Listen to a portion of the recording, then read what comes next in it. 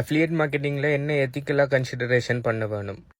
நார்மலாக நீங்கள் அஃபிலியேட்டாக நீங்கள் ப்ராடக்ட்டை ப்ரொமோட் பண்ணக்குள்ள அந்த ப்ராடக்ட்ஸ் ஆல்ரெடி எத்திக்கல் கம்ப்ளைண்ட்ஸுக்கு உட்பட்டதான்னு சொல்லி பாருங்கள். அவங்க இன்கம் டிஸ்க்ளைமர் போட்டிருக்காங்களா, வேறு டிஸ்க்ளைமர், மற்றது அவங்க ப்ராப்பரான விஷயங்களை ஃபாலோ பண்ணுறாங்களாங்கன்னு பாருங்கள். இது அநேகமாக யூஎஸ் கம்பெனிஸுக்கு அநேகமாக இது எஸ்இசி பின்னால் போவாங்க. அடுத்தது கிரிப்டோ ரிலேட்டடான விஷயங்களுக்கு அநேகமாக எஸ்இசி பின்னால் போய் நீங்கள் என்ன அப்படி சொல்லுங்க இப்படி சொல்லுங்கன்னு பிரச்சனை கொடுப்பாங்க. ஸோ அதனால் நீங்கள் ப்ரொமோட் பண்ணுற ப்ராடக்ட் எஸ்இசியோட அந்த விஷயங்களை வரையறைக்குள்ளே இருக்காங்களா, அடுத்தது இன்கம் டிஸ்க்ளைமர் எல்லாம் சரியாக போடுறாங்களா, மிஸ்ரிப்ரசன்டேஷன் பண்ணுது அவங்களோட ஃபனல்ஸ் அது இதுங்கிறத ஒரு மேலோட்டமான ஒரு செக் கொண்டு பண்ணுறது கட்டாயம்.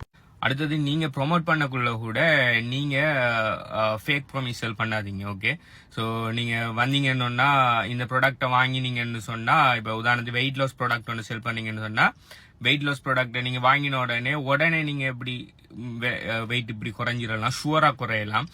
அப்படி நீங்கள் ஏதாவது இன்கம் மணி மேக் பண்ணுற ஒரு மெத்தட் ஒன்று செல் பண்ணீங்கன்னா, நீங்கள் இதை வாங்கினீங்கன்னா ஷுவராக மணி மேக் பண்ணலாம். நோ மேட்டர் நீங்கள் எந்த எஃபர்ட்டுமே பண்ண தேவையில்லை. ஷுவர்னு சொல்லி எந்த விதமான ஃபேக் ப்ராமிஸ்களும் நீங்க பண்ணக்கூடாது. அதுக்குள்ள டைம் கவனமா இருக்கணும். அடுத்தது அதனாலதான் நீங்க இந்த விஷயம் சொல்றாலும் இது ஒரு ஃபைனான்சியல் அட்வைஸ் இல்ல, மற்றது இது ஒன்றும் இது இல்லை. ஸோ இது உங்களோட டூ யோர் ஓன் ரிசர்ச், அந்த விஷயங்களை இம்ப்ளிமெண்ட் பண்றது அஃபிலியேட் மார்க்கெட்டர்ஸுக்கு சேஃப்னு சொன்னா அது மிஸ்ரெப்ரசன்டேஷன் ஆகிடக்கூடாதுங்கிறதுக்காக.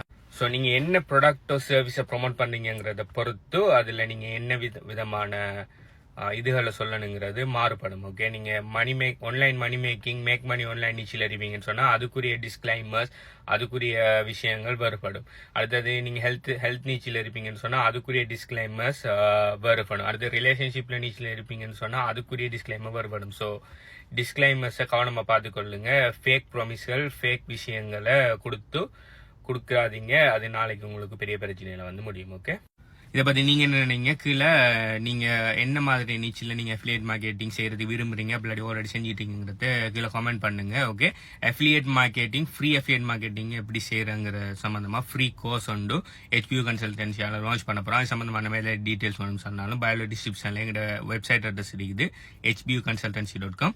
அதை போய் கான்டாக்ட் பண்ணுங்க. அங்க போறதுக்கு முதல் கீழே அஃபிலியேட் மார்க்கெட்டிங் சொல்லி கமெண்ட் பண்ணிட்டு போங்க. ஏன் கமெண்ட் பண்ணுன்னு சொன்னா சம்டைம்ஸ் உங்களுக்கு கமெண்ட் வின்னர் செலக்ட் ஆகுன்னு சொன்னா உங்களுக்கு போனஸ் கூட காத்துக்கிட்டு இருக்கு.